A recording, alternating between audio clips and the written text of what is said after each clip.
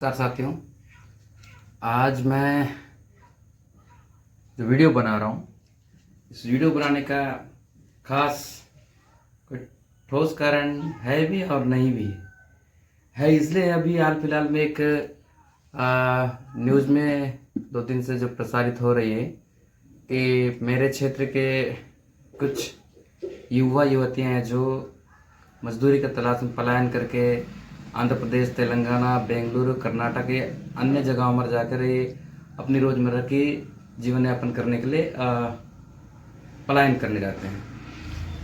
तो इन्हें जिस तरह से अभी फंसाया गया है, बंधुआ मजदूर बनाया गया है, इन्हें नहीं छोड़ा जा रहा है, इस तरह की चीज़ें तो अभी से नहीं, कई वर्षों से सारी चीज़ें चलती आ रही है। फिर भी ना जाने क्यों हमारे आदिवासी भाई बहनों को ये जो चीज़ें हैं इन्हें समझ में क्यों नहीं आती। हालांकि रोज़गार हर जगह में अवेलेबल है, ऐसा नहीं है कि हमें तलाश करने की आवश्यकता है। हमारे बीजापुर ज़िले में भी कई प्रकार के रोज़गार है। लोगों को ये दूसरे स्टेट जाकर ही काम करना इतना इंटरेस्ट क्यों आता है, ये मुझे नहीं पता। ये इसलिए मैं बताना चाह रहा हूँ क्योंकि आज से करीब 2010-11-12 की बात है, जब मैं और मेरे कुछ साथी हम खुद उस ट्रिप में फंस चुके थे।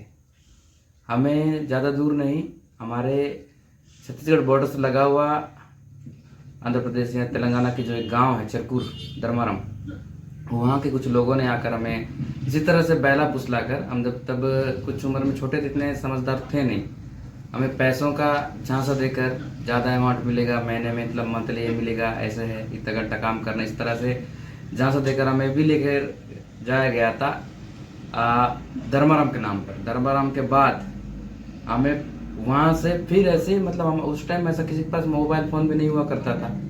अब 10-11 की बात हो रही है, तो तब तो ये एंड्रॉयड iOS जो है तब आया भी नहीं था।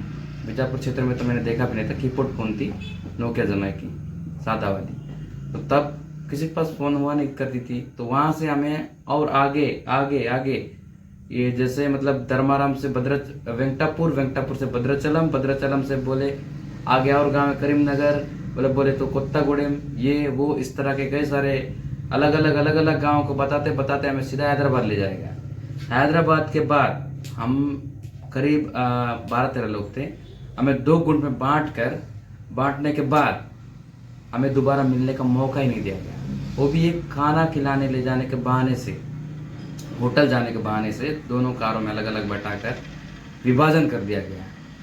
उसके बाद हमारा एक दूसरे से कोई कांटेक्ट नहीं हो, क्योंकि उस टाइम मोबाइल हमारे पास हुआ नहीं करती थी। तो उसके बाद हमें, मेरे और मेरे कुछ और 4-5 साथी, हम लोग पूरे 6 एक टीम में थे, तो हमें हैदराबाद में भी ना रखकर हैदराबाद से और आगे सोलापुर, कोल्हापुर, इस तरह से करते करते हमें कहाँ सीधे नई मुंबई, हल्का फुल्का पढ़े लिखे थे तो हमें उसका ज्ञान था कि क्या कौन सी जगह है, कौन से राज्य है, तो हमें नई मुंबई ले जाएगा। नई मुंबई में ले जाने के बावजूद हमें फिर 2 टुकड़े में बांटा गया। 6 लोग थे, 6 में से 3-3, मेरे 2 साथी मेरे साथ और मेरे और एक मित्र के साथ 2 साथी, उन्हें बॉम्बे, पुरानी बॉम्बे, हमें नई मुंबई में। इस तरह करके हमें दिन रात काम कराया जाता था, ना नहाने का ठिकाना, ना खाने का ठिकाना। इस तरह से कई मशक्कतों के बाद मेरे एक मित्र को उनके साथ चाचा जी का नंबर याद था, तो उस टाइम डब्बे वाली फ़ोन वगैरह, कॉइन डालने वाली फ़ोन बूथ से उन्होंने किस तरह से अपना दिमाग का इस्तेमाल करके घर में सूचना पहुंचाने के बाद हमारे घर वालों के परिजनों के द्वारा एक केस दायर किया गया, फायर किया गया। उसके बाद हम, क्योंकि उस टाइम बाल श्रमिक थे, हम नाबालिग थे, बालिग नहीं हुए थे, तो हमें जो महिला एवं बाल विकास विभाग होती है उनके द्वारा हमें रेस्क्यू करके हमें उस जगह से, चंगुल से निकाला गया। तो मैं आशा करता हूं कि अभी तो उस घटना घटने के बाद मैंने आज तक कभी इस तरह का कोशिश नहीं किया कि मैं बीजापुर या फिर हमारे छत्तीसगढ़ से बाहर जब कोई कार्य करूं। इसीलिए मैंने अपना यहीं पे अपना जो भी मेरे से हो सके, मेरे पास जो हुनर है उसके हिसाब से मैंने अपना काम चॉइस कर लिया। अभी तो फिलहाल मैं ड्राइविंग करता हूँ, मगर मैं आशा करता हूँ कि हमारे क्षेत्र के आदिवासी भाई बहनों से कि वो अपने राज्य को छोड़कर दूसरे राज्य में ना जाएं। पलायन के नाम पर आपको दलाले मिलेंगे। हमें भी बेच दिया गया था उस टाइम, कई रुपयों में हमें भी बेच दिया गया था। किस्मत हमारी ये थी कि हम लोग थोड़ा सा हल्के से मतलब ये इतना ज्ञान था कि हम पढ़ सकते थे कि हम किस जगह में इस जगह को जान सकते थे। तो ऐसे करके हमें रेस्क्यू करके हमें निकाला गया था। मैं आज भी उस महिला बाल विकास के अधिकारियों से तहे दिल से धन्यवाद देता हूँ कि उनके बदौलत आज हम इस जगह में बीजापुर में जीवित हैं। ना जाने हम उस ज़माने में कहाँ होते, शायद हमें हमारे परिवार वालों का हमारी हड्डियाँ तक नसीब नहीं होती, हम मर जाते कि आज तक क्या होते हमें भी नहीं पता। इस तरह से बड़े बड़े नगरों के नाम, महानगरों के नाम लेकर आपको झांसे में फंसा कर ले जाने का कार्य करने वाले बहुत हैं। पैसों का लालच में वो किसी के जान की परवाह नहीं करते हैं, पैसे का कोई बड़ा नहीं है। इसलिए आशा करता हूँ कि आप सतर्क रहें, संभल कर रहें। आज भी वो सर हैं कौशिक सर और हमारे गणेश भैया जी और पांडे सर, जो भी मतलब हमारे इस वापस लाने में हमें जो सहयोग किए, आज जो ऑफिस में हैं, हमारी उनसे कभी कभी बातचीत होती है, वो हमारा हाल चाल पूछ लेते हैं, हम भी बताते हैं। अब फिर पुनः मैं महिला बाल विकास विभाग को बहुत बहुत धन्यवाद देता हूँ।